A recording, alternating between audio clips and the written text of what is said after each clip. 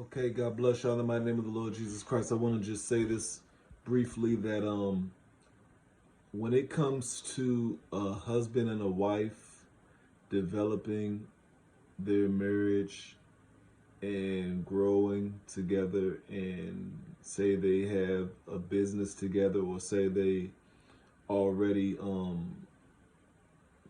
established uh,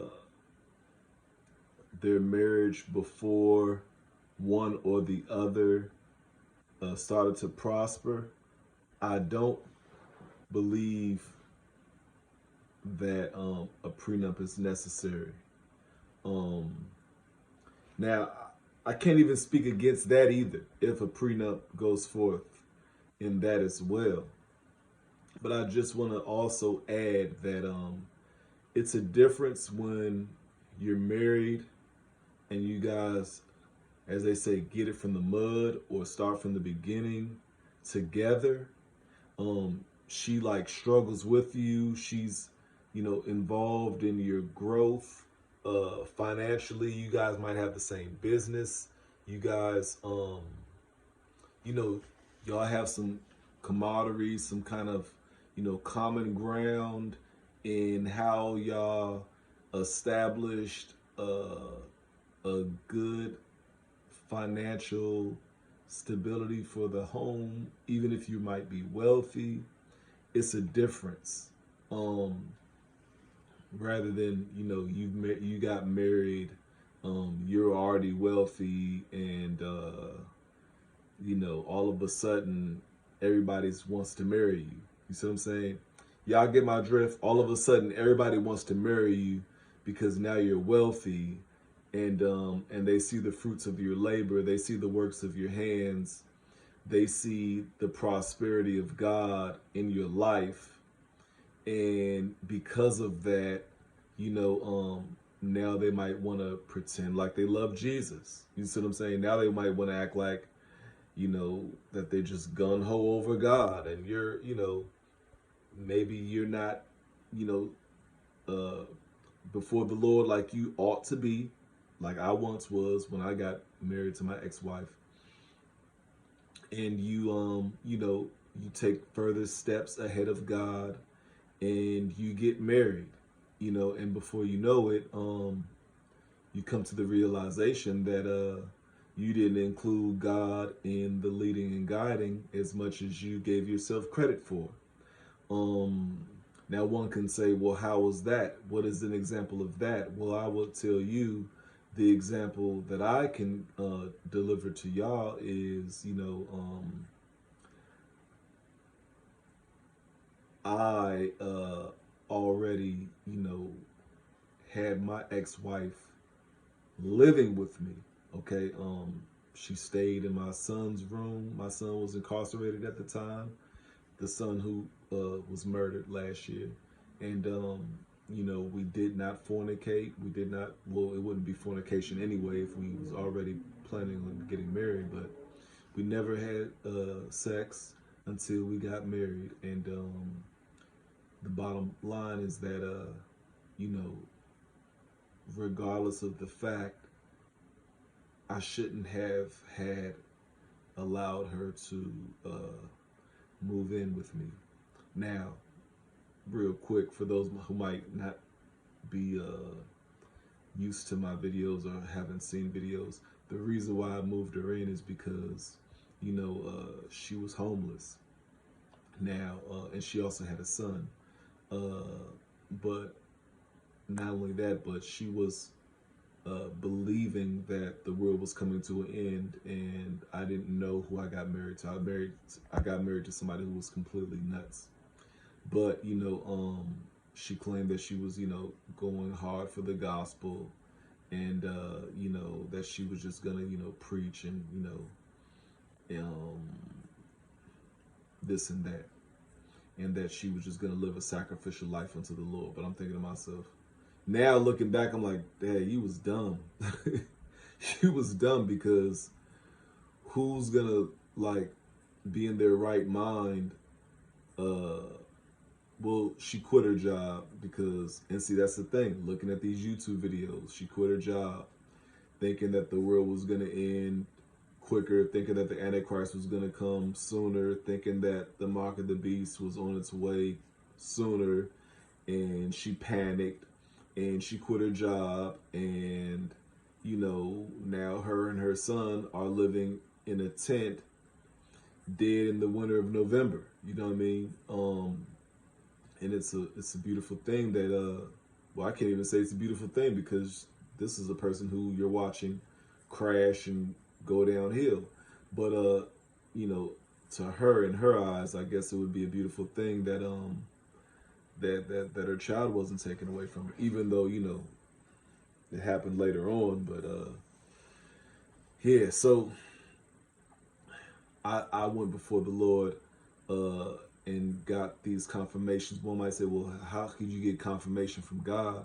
Well, the scary thing about God is that he'll give you over to those desires that you have, that you put before him, and he'll make things confirmation for you. That wasn't necessarily confirmation, okay? Because he's like, okay, boom, yeah, sure. You know people sarcastically say, yeah, sure, but they're really like, done with you. Well, God can be like that, okay? He can be like, oh yeah, go right along, go, yeah, sure, yeah. Here's some confirmation for you, yeah, go right. You got this. You got this. You got it. Like, how like you might be over talking somebody, and that person who you're over talking, like I said, going out of your boundaries, going out of those lines, and that person who you're over talking, you're stepping over the boundaries. They're like, you know what? You got this. I ain't even going to explain no more, because I was explaining to you how to, fix this computer, but it sounds like you could fix it yourself. Well, that's the same thing how God does when you go before him. So it's like, don't ask God for confirmation, when you've already made decisions that are big, like moving somebody into your house. Okay. You might sleep on that and act like that's light. No, that's huge. That's huge. Okay. And it doesn't matter if you didn't have sex with that person yet. Your house is a sacred place. Everybody shouldn't be inside of your house. Okay. But yeah, so back to the topic. When you've come to a place, you and your wife or your husband, if you're a woman, when you all have come to a place in your marriage where you're now building something together, I wouldn't necessarily say that you should get a prenup. Now, I would say this though: when you start to see some shaky things, like this person is getting, I mean, I know it's going to cause a lot of contention, so I don't want to, you got to go to God about these things. But what I do want to say is that, I mean, that financial infidelity is real. Okay, there's a lot of people who divorce behind financial infidelity, and it's bad, man. It's so bad because, you can see somebody do some crazy things. Some people, gamble the finances away in the marriage. So there's so many different things that people do. Some people leave God in the marriage. You know what I'm saying? Some people just leave God in the marriage. I've seen that a lot, where people just leave God in the marriage. You've once married this person, they was once living for the Lord, and then they just up jump and stop living for the Lord. You know what I'm saying? They getting tired of the Lord in their eyes, and and next thing you know, the situation goes sour. And, they're starting to spend the money like a sinner. And you're still married to that person. So, you know what I mean? Like, be mindful of endless scenarios. Okay? Everything's not, the traditional, everything goes great way. Okay? You might watch somebody destroy y'all dynasty. Okay? You might watch somebody destroy y'all family empire. Okay? All because, their heart left God. Okay. They have a change of heart, like I said in the other video. Hearts fluctuate. But yeah, man. I just wanted to share that I do want to be more sensitive in the way I sound towards marriages that have developed things together. Okay. Um, but yeah, that video that I made previously was more so geared towards, you know, you already being well off and that person inheriting, the things that come with the marriage.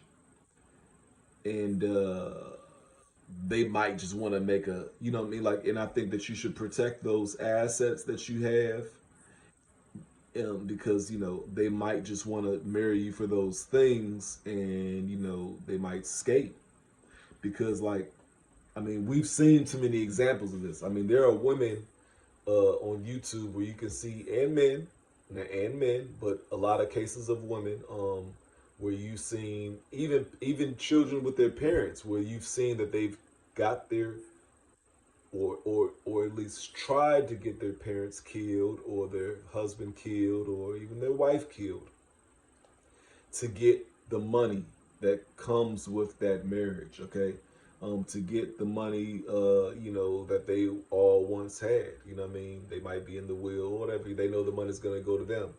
So yeah, man, you gotta be mindful of these things. Everybody's heart doesn't stay the same, and some people aren't going to God the way that they thought that they went to God. And if you didn't go to God, I mean, God showed me red flags. I didn't pay attention to the red flags, and if you went to God, because in you going to God, you're not going before Him and moving somebody in your house. Okay, so let's not make this thing look complicated. Like, well, how do I know if I'm going before God?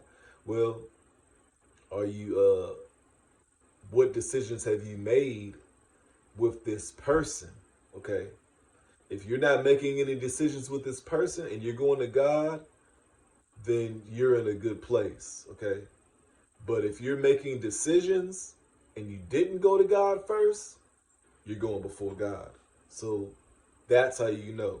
Don't make decisions with that person and go before God before you unite in any way.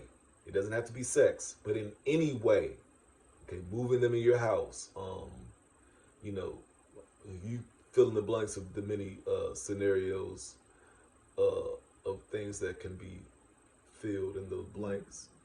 But anyway, God bless you in the mighty name of the Lord Jesus Christ. I love you, and I hope that y'all heed this word. Not necessarily a word, but a word of advice.